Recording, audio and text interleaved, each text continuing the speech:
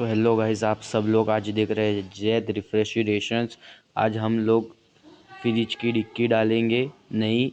और ये अभी हम फ्रेम निकाल रहे हैं और ये फ्रेम निकल गई और ऊपर दो जो वायर है उसे हम पिन से निकाल देंगे।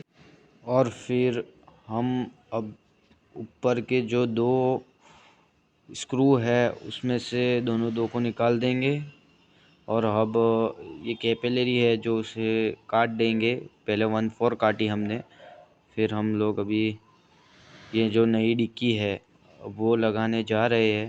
इसकी पाइप को हम सीधी करेंगे शांति से। बहुत ज़्यादा भी नहीं करनी चाहिए क्योंकि फिर उलझने का खतरा रह सकता है, क्योंकि एल्यूमिनियम है। इसलिए शांति से थोड़ा सा आराम से करें।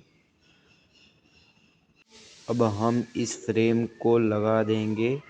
हमें पहले 1/4 है उसे लगाना है, फिर कैपिलरी को लगाना है, क्योंकि जो 1/4 है वो बड़ी आती है और कैपिलरी छोटी आती है। इसलिए बड़ी में ज़्यादा वेल्डिंग लगेगा तब वो आसानी से चिपकी रहेगी। इसलिए हमें कैपिलरी पहले 1/4 को लगाना है, फिर कैपिलरी को हम लगाएंगे। तो चलिए अब हम वेल्डिंग मारेंगे 1/4 को।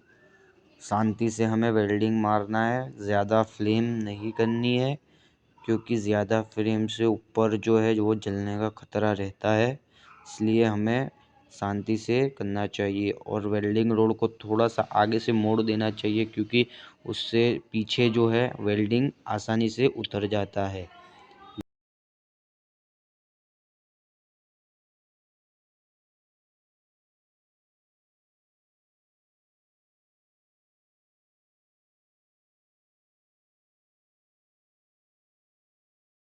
और हमें अच्छी तरह पीछे भी वेल्डिंग मारना है, क्योंकि पीछे थोड़ा सा रह जाता है और ऑयल लीकेज निकलता है।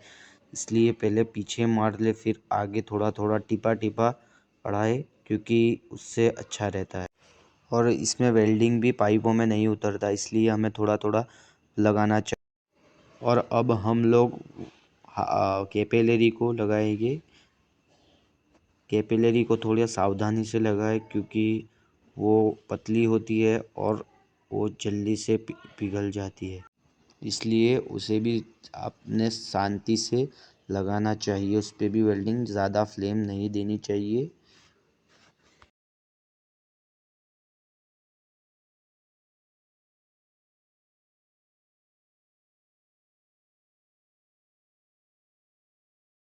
और हो सके तो ऐसा जो पीछे पतरा हो उसे लगाना ज़रूरी है।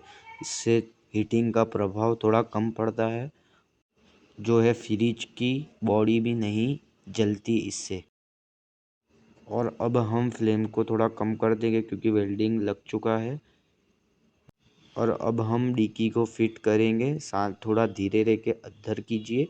पीछे से पहले बिठाए, फिर आगे से दबाए। इससे फ्रेम आराम से बैठ आएगी।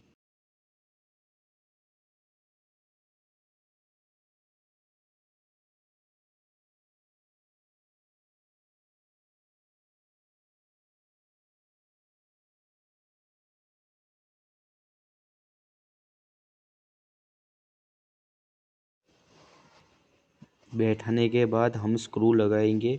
दो स्क्रू उसके ऊपर आते हैं, जिसे छोटे छोटे से होंगे, उसे धीरे धीरे लगाना है। आपके पास ये इतना वैतिया स्क्रू ड्राइवर होता है, इससे लगाए। बड़ा डिस्मिस अंदर ना घुसाए, उससे स्क्रू आड़ा टेढ़ा लगता है। अब हम लोग फ्रेम बिठाएंगे। फ्रेम बिठाने के लिए ऊपर लॉक आता है दो वायर के साथ। दो पिन आती है, उसे हमें अंदर डाल देना है। इससे जो है थर्मोस्टेट चालू रहेगी। देख लेना है कहीं ढीला वीला तो नहीं रह गया। फ्रेम को अच्छी तरह से बिठाए, अंदर की तरफ उसे सिर्फ धक्का देना है। चलिए अब हम पीछे चलते हैं। हमें ये पाइप ऊपर हमने ये पट्टी लगाई है। अब हम पट्टी उखाड़ेंगे। अब हम फ़िल्टर लगाएंगे। फ़िल्टर में एक 1/4 की पाइप आती है, और उसे हमें नीचे के गले में जो 1/4 की जो साइज आती है उसमें लगाना है। बत्ती को हाई फ्लेम पर रख दे और वेल्डिंग रोड आता है उससे पहले ऊपर वेल्डिंग कीजिए। ऊपर वेल्डिंग हो जाए उसके बाद उसे अंदर की तरफ वेल्डिंग कीजिए। और एक पाउडर आता है जिसका नाम फ्लश पाउडर होता है, उसे अपने पास ज़रूर रखिए, क्योंकि लोखंड की पाइप पे कभी भी कॉपर वेल्डिंग नहीं हो सकता। इसलिए ये जो पाउडर आता है उसे रखिए अपने पास। इसे फ्लश पाउडर कहते हैं। फ्लश पाउडर लगाने के बाद जो है पानी की तरह वेल्डिंग लगता है, इससे लीकेज होने के खतरा बहुत कम हो जाता है।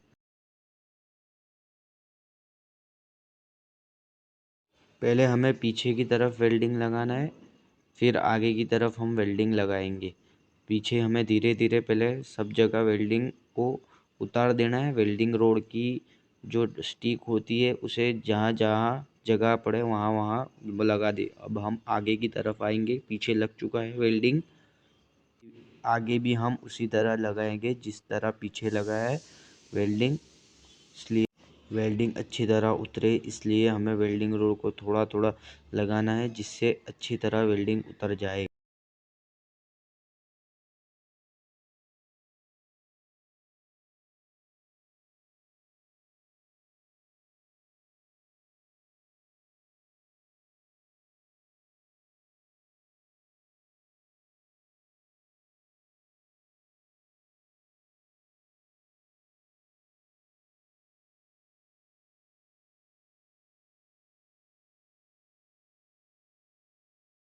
पीछे की तरफ वेल्डिंग लगाएंगे। अब कैपिलरी आ चुकी है, कैपिलरी को हम लगा लेंगे। फिल्टर पे हमने वेल्डिंग मार चुका है, इसलिए अब कैपिलरी को हम घिस लेंगे आगे से थोड़ा थोड़ा घिसने के बाद अब हमें इसको फिल्टर के अंदर डालेंगे। थोड़ा सा घिस ले ज़्यादा, क्योंकि उसके ऊपर थोड़ा सा काई जम जाती है, ख़राब हो जाती है, इसलिए थोड़ा घस ले आगे पीछे से और फिर उसे डाल दे।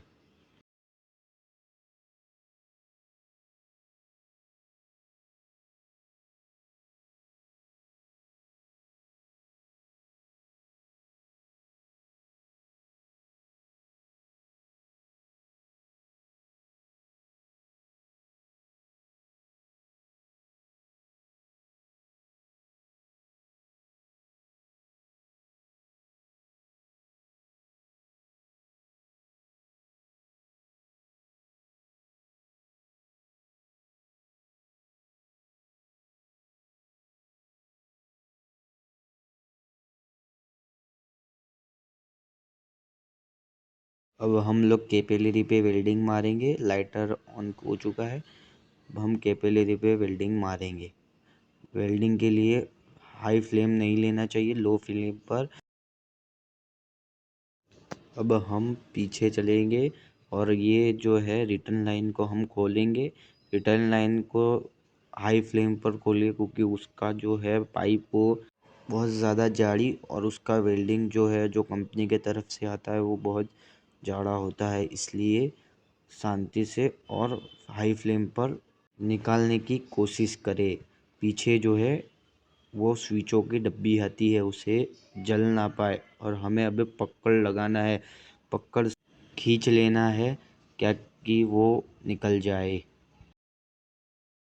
अब हम एनआरसी वाल पे आ जाते हैं। एनआरसी वाल आपके पास हो तो बहुत बढ़िया है, क्योंकि इससे गैस चार्जिंग करने में आसानी पड़ती है। एनआरसी वाल को भी हम शांति से लगाएंगे। अब एनआरसी वाल में भी वैसे ही लो फ्लेम पर रखें।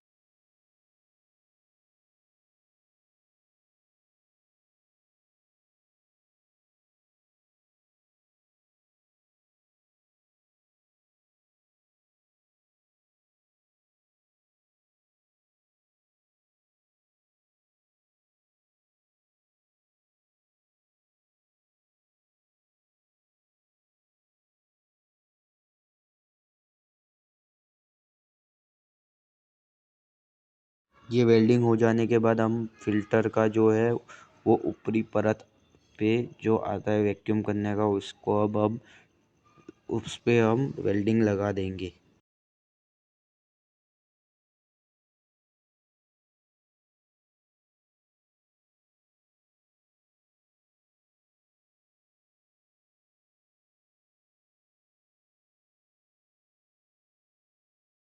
वेल्डिंग लग जाने के बाद अब हम कंप्रेसर को ठंडा करेंगे।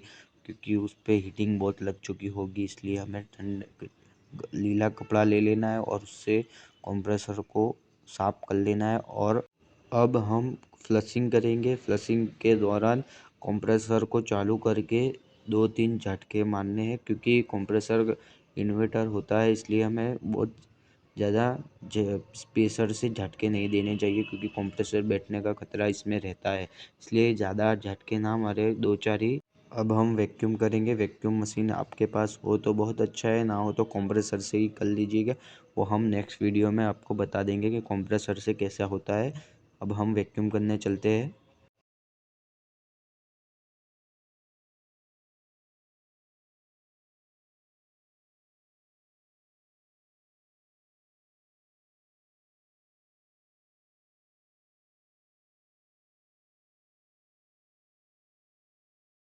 वैक्यूम हो जाने के लिए 10-15 मिनट वेट करें। 10-15 मिनट के बाद ही वैक्यूम को हटाएं।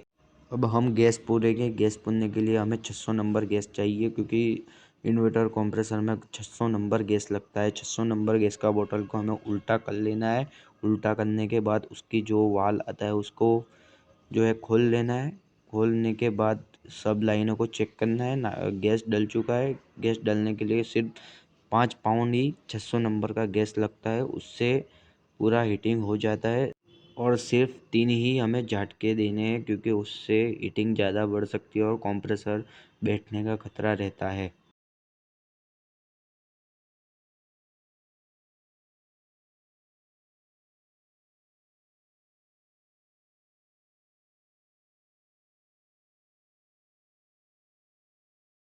तो अच्छा, चलो अब हम बाद में मिलेंगे अगली वीडियो में।